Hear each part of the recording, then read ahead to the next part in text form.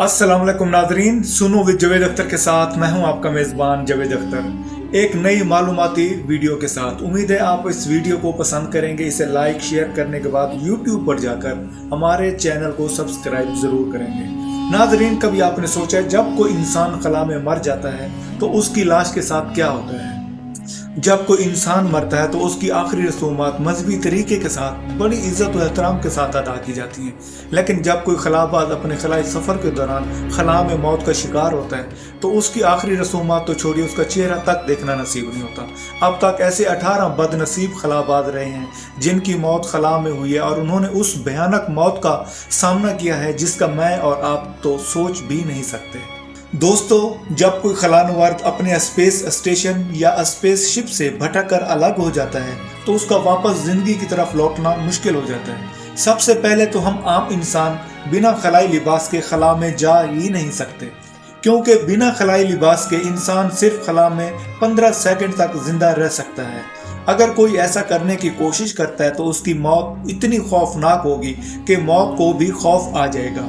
लेकिन ख़ास बात यह है कि अगर उस इंसान ने खलाई लिबास पहन रखा है और वो खला में कहीं खो गया है तो वो जिंदा रह सकता है, लेकिन फिर वो सोचेगा कि काश वो इस दौरान उसकी मौत हो जाए। ऐसा इसलिए कि खला पूरा खाली होता है और उसकी डेंसिटी बिल्कुल नहीं होती। वहाँ हाइड्रोजन और हीलियम गैस का एक प्लाज्मा होता है, वहाँ हवा नाम की कोई चीज़ नहीं होती। तभी तो वहाँ दोस्तों आवाज़ भी खला में सफ़र नहीं कर सकती।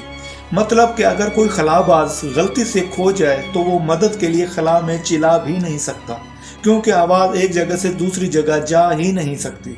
दोस्तों, खला का रेडिएशन बहुत ख़तरनाक होता है। वहाँ भटकने वाला खलाबाज किसी भी लम्हे बिना सोचे समझे इस रेडिएशन का शिकार होकर मर सकता है, और अगर वो खुदा न खास्ता सूरज जैसे किसी गर्म सियारे के आसपास है तो फौरन जल कर राख हो जाएगा।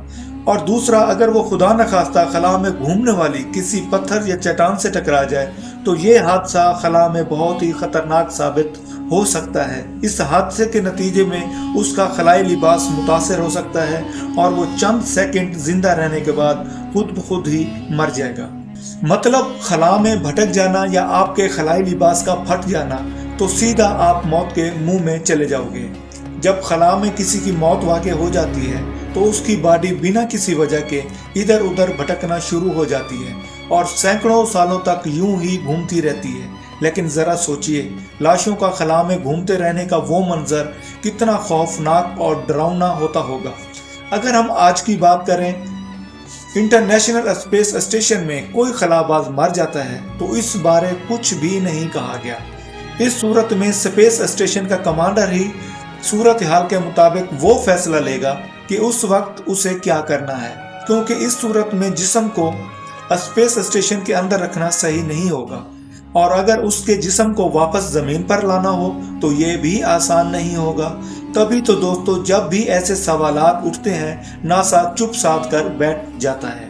लेकिन कुछ माहिरीन ने इस मसले को हल करने के 3 तरीके बताए हैं। नंबर 1, मुर्दा जिस्म को ज़मीन पर लाया जाए और उसके लवाहिकीन के हवाले कर दिया जाए, मगर ये नामुमकिनात में से है।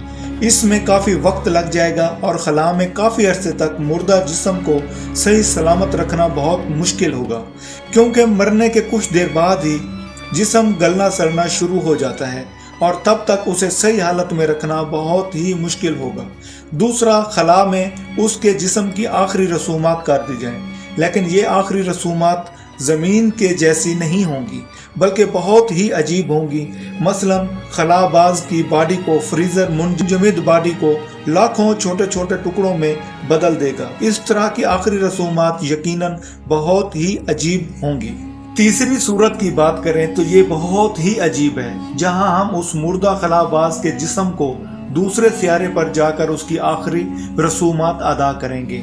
अगर खलाबाज को जलाया जाए तो ये मुमकिन नहीं होगा, क्योंकि जिस्म को जलाने के लिए ऑक्सीजन की ज़रूरत पड़ेगी और हर सियारे पर ऑक्सीजन मौजूद नहीं है, इसलिए ये मुमकिन नहीं।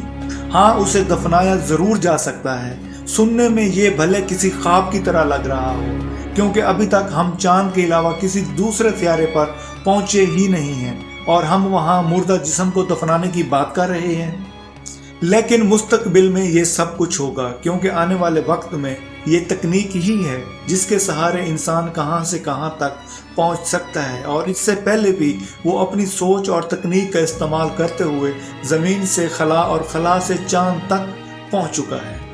आपको हमारी आज की वीडियो कैसी लगी कमेंट्स में ज़रूर बताइएगा। चैनल को सब्सक्राइब करना मत भूलिएगा। मिलते हैं दूसरी वीडियो में, तब तक मुझे अपने मेज़बान को इजाज़त दीजिए। अल्लाह हाफिज़।